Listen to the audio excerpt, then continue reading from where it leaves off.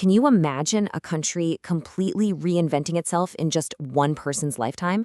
Well, that's pretty much exactly what happened in the United States right after the Civil War. In this explainer, we're going to dig into how America was basically reforged in this incredible fire of industry, conflict, and just raw ambition. And you'll see how the echoes of that time still shape our world today. Okay, so let's paint a picture. The year is 1865. The Civil War is finally over, but the nation is an absolute wreck. We're talking about a fractured, mostly rural country. Life for most people is tied to the seasons, to the farm. The whole future of the country? It's just one giant question mark. Now, let's fast forward just 52 years. That's it. It's 1917, and that quiet rural nation from 1865, it's gone.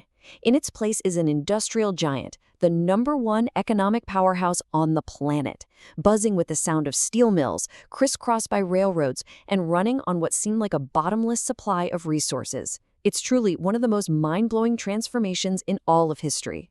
So the big question is, how on earth did that happen? How does a broken agricultural nation become a global superpower in just a couple of decades?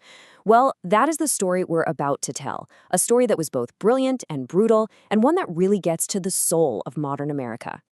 Our story has to start in the ashes of the Civil War, with the absolutely massive task of rebuilding the nation. This period is known as Reconstruction, and it was this radical, chaotic, and, in the end, pretty heartbreaking experiment to try and create a new, more just America. And for a moment, it seemed like it might actually work.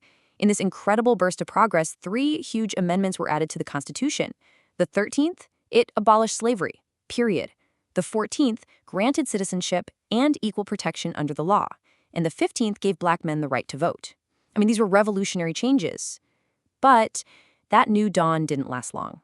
A shady, backroom political deal in 1877, the Compromise of 1877, led the federal government to just pull out, abandoning its promise to protect the rights of its Black citizens. And just like that, the dream of Reconstruction was over. And you can see right here how differently people saw the world. We're looking at 2 Americas, living right next to each other, but just worlds apart. Research into old sermons from that time shows this deep, deep divide. For many white Southerners, losing the war was a tragedy, and the end of Reconstruction was, in their words, a sign of God's favor. But for Black Southerners, this was supposed to be God's gift of freedom, a promise of a new life that was now in terrible danger. And that danger became a brutal new reality. The end of Reconstruction wasn't just a setback. It was the start of the Jim Crow era. This was a whole system of racial segregation designed to absolutely crush the hopes of Black Americans. And for almost 100 years, these laws created a society of strict white supremacy where Black people were systematically denied their most basic rights. So while the door to racial equality was being slammed shut in the South, another door was being kicked wide open. The nation's focus shifted, and 2 massive forces were unleashed that would totally remake the country: industrialization on a scale never seen before, and a relentless push to expand westward. So what was the fuel for this industrial fire? It was people, millions of them. We're talking about one of the biggest migrations in human history.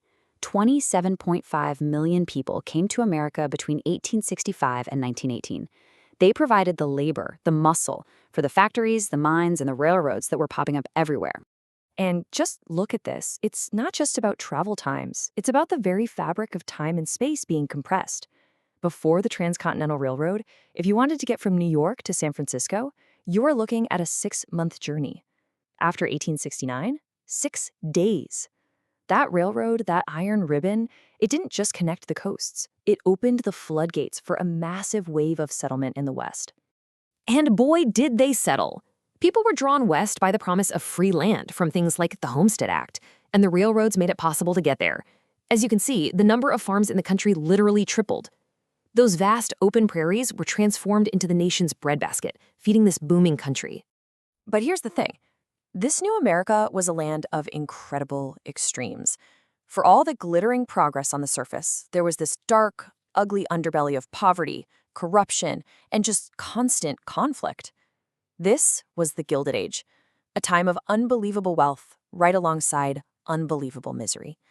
And the name, which came from the writer Mark Twain, says it all, doesn't it? It wasn't a golden age of prosperity for everyone. No, it was gilded. Like when you put a thin, cheap layer of gold over something worthless. On the outside, it looked shiny and prosperous, but underneath, society was rotting with inequality and corruption. And just how powerful had big business become? Get this. The President of the United States, Rutherford B. Hayes, admitted in private that the government was no longer run of the people, by the people, for the people. He said it had become a government of the corporation, by the corporation, and for the corporation. I mean, that is a chilling thing for a president to say, and it tells you everything you need to know. And for regular working people, the Gilded Age was anything but golden.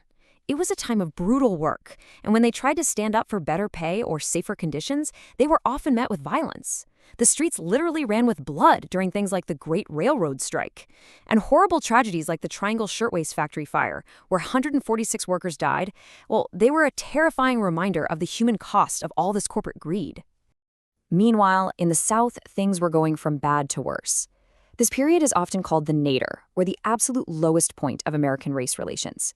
The Supreme Court itself gave its blessing to the system of white supremacy. In the case Plessy versus Ferguson, it created the idea of separate but equal, which was, of course, a total legal fiction that locked Black Americans into second-class citizenship for generations. But people didn't just take this lying down. The injustices of the Gilded Age sparked a huge backlash. It gave birth to two of the most powerful movements for change in American history, the populists and the progressives. And this quote, wow. This electrifying quote from William Jennings Bryan really captures the anger of the populist movement.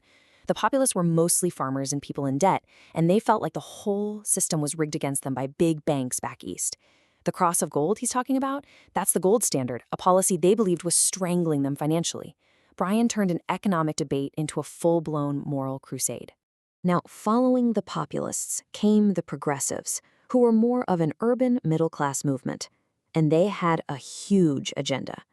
They wanted to smash the corrupt political machines running the cities, break up the giant corporate monopolies, give voters more power through things like the direct election of senators, and, critically, protect the public with new safety laws for food and the workplace. The progressives had a secret weapon, too, a new kind of investigative journalist they called muckrakers. These reporters dug up all the dirt of the Gilded Age, showing the country the ugly truth about corporate greed and urban poverty. The most famous was Upton Sinclair. His novel, The Jungle, described the Chicago meatpacking industry in such horrifying, stomach-turning detail that it shocked the entire nation into demanding federal food safety laws. So, as America was trying to fix itself at home, it was also starting to flex its new muscles on the world stage. For the first time, the United States was ready to step up and claim its place as a global power. And it was going to do it with a whole lot of confidence. And America's rise was incredibly fast.